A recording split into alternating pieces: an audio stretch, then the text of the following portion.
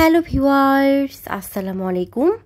তৈরি করে দেখাবো বিকেলে নাস্তার জন্য সহজভাবে বেবি কর্ন দিয়ে মুচমুচে পাকোড়া রেসিপি। আশা করছি এই রেসিপি আপনাদের সকলের কাছে ভীষণই ভালো লাগবে। তো ভিউয়ার্স, ভিডিওটি না স্কিপ করে একদম শুরু থেকে শেষ পর্যন্ত ফুল রেসিপি দেখতে থাকুন। তো চলুন দেখে নেই এই পাকোড়া রেসিপির জন্য কি কি উপকরণ লাগছে। তো আমি এখানে নিয়েছি বেবি কর্ন। এই বেবি কর্নের যে আবরণ বা খোসাগুলো আছে সেগুলোকে ছাড়িয়ে নিতে হবে। তো এই আবরণগুলো খোলার সময় এটাকে আমার কাছে অনেকটা সারপ্রাইজ গিফটের মতো লেগেছিল। অনেকে আছেন যে একটু মজা করে অনেক বড় সারপ্রাইজ গিফট রেডি করে, সেই গিফট বক্সে অনেকগুলো ফাঁকা বক্স থাকে। তো দেখা যায় যে একটা একটা করে বক্স র্যাপিং খোলার পরে অবশেষে সেই কাঙ্ক্ষিত গিফট পাওয়া যায়। তো আমার কাছে এটাকে ঠিক ওরকম মনে হয়েছিল যে অনেকগুলো আবরণ থাকে, সে আবরণগুলো খোলার পরে তারপরে সেই কাঙ্ক্ষিত বেবি কর্ন। তো জাস্ট একটু মজা করলাম। তো এই হচ্ছে আমাদের বেবি কর্ন। তো এভাবে আমি বাকি সবগুলো বেবি কর্নের আবরণ ছাড়িয়ে নিয়েছি। তো আবরণগুলো ছাড়িয়ে নেওয়ার পরে এগুলোকে বেশ ভালো মতো ধুয়ে নিয়েছি। তো আমি এখানে 4টা বেবি কর্ন নিয়েছি। এবারে বেবি কর্নগুলোকে এভাবে 4 ভাগ করে নেব। 4 ভাগ করে নেওয়ার পরে এর মাঝের যে সাদা অংশটা আছে এটাকে কেটে নেব। তো আপনারা চাইলে এটাকেও রেখে দিতে পারেন, আমি কেটে নিচ্ছি। এটাকে রেখে দিলেও কোনো সমস্যা নেই।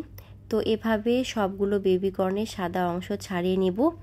এরপরে এই বেবি কর্নগুলোকে ঠিক এরকম ছোট ছোট কিউব করে কেটে নিতে হবে। তো এভাবে আমি সবগুলো বেবি কর্ন অফ ক্যামেরায় একদম ছোট ছোট কিউব করে কেটে নিয়েছি। তো এই রেসিপির যে বাকি উপকরণ আছে সেগুলো কেটে নিয়েছি। এখানে রয়েছে পেঁয়াজ কুচি, সাথে রয়েছে কাঁচামরিচ কুচি, সাথে নিয়েছি এখানে রসুন কুচি। তো আমি এখানে 4-5টা রসুনের কোয়া এরকম ছোট ছোট করে কেটে নিয়েছি। তো এই হচ্ছে কেটে নেওয়া সবগুলো উপকরণ। এবারে দিয়ে দিব এই চামচ দিয়ে 2 চামচ পরিমাপ বেসন, দিচ্ছি 1 চামচ পরিমাপ কর্নফ্লাওয়ার, সাথে অ্যাড করব টেস্ট অনুযায়ী লবণ, টেস্ট অনুযায়ী মরিচ গুঁড়ো, একটুখানি জিরা গুঁড়ো, সাথে দিব একটুখানি গরম মশলা গুঁড়ো, দিয়ে দিলাম এখানে হলুদ গুঁড়ো, একটুখানি আদা বাটা। এবারে এই সবগুলো শুকনো উপকরণ একসাথে ভালো মতো মিক্সড করতে হবে। তো এই শুকনো উপকরণগুলো মিক্সড করার পরে এখানে 2 চামচ পরিমাপ পানি অ্যাড করব। এবারে পানির সাথে সবগুলো উপকরণ একসাথে ভালো মতো মিক্সড করতে হবে। এটার মিশ্রণ ঠিক এরকম হবে যেন হাতের সাহায্যে খুব সহজেই মুঠি করা যায়। যদি মিশ্রণটা এমন না হয় তাহলে প্রয়োজনে আরও পানি অ্যাড করতে হবে। তো এবারে তেল মিডিয়াম গরম করে সবগুলো পাকোড়া ভেজে নেব। অবশ্যই এগুলোকে চুলার মিডিয়াম টু লো ফ্লেমে সময় নিয়ে উল্টিয়ে পাল্টিয়ে ভাজতে হবে।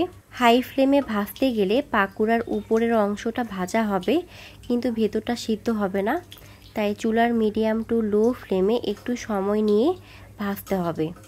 তো এভাবে সময় নিয়ে এই বেবি কর্নের পাকোড়াগুলোকে ভেজে নিচ্ছি।